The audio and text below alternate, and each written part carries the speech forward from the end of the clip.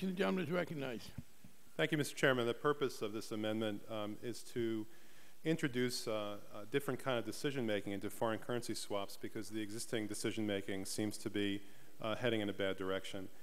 We received the Monetary Policy Report to Congress dated July 2009, and we had Chairman Bernanke here to testify about it the day that we received it.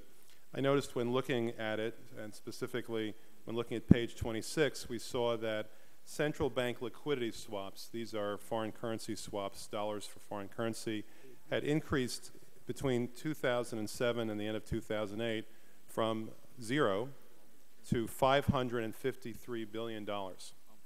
That's $553 billion. That's over $1,700 for every single man, woman, and child in America. And it turned out that the only authorization for that was a request from Chairman Bernanke that was voted on in, I have to say, a sort of a rubber stamp fashion by the members of the Federal Open Market Committee. I've been able to identify any circumstances where that committee has ever said no to Chairman Bernanke. So we have a situation here where over half a trillion dollars of U.S. currency was disbursed essentially at the request of one person. And I asked Chairman Bernanke about that. His testimony was as follows.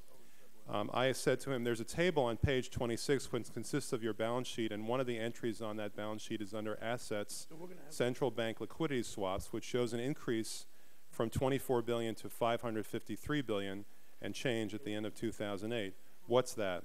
His answer was this. Those are swaps that are done with foreign central banks. Many foreign banks are short dollars, and so they come into our markets looking for dollars and drive up interest rates and create volatility in our markets.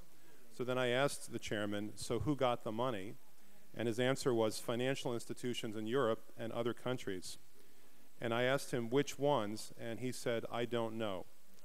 I then asked him $500 billion and you don't know who got the money. It quickly became clear that he didn't know who got the money. So we have $500 billion of U.S. currency that we all are held accountable for, handed out without any sort of test or restriction to indicate what actually happens to the money, without any accountability.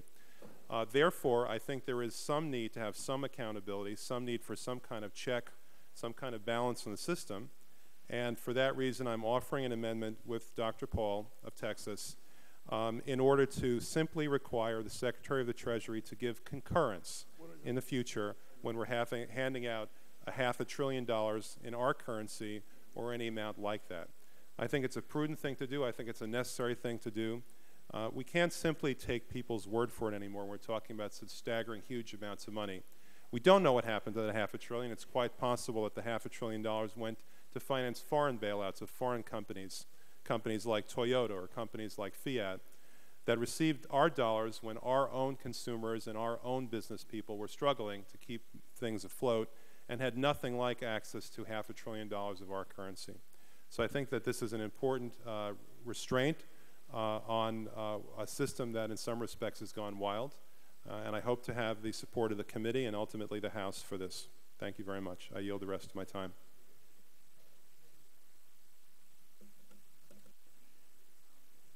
We'll take a brief recess.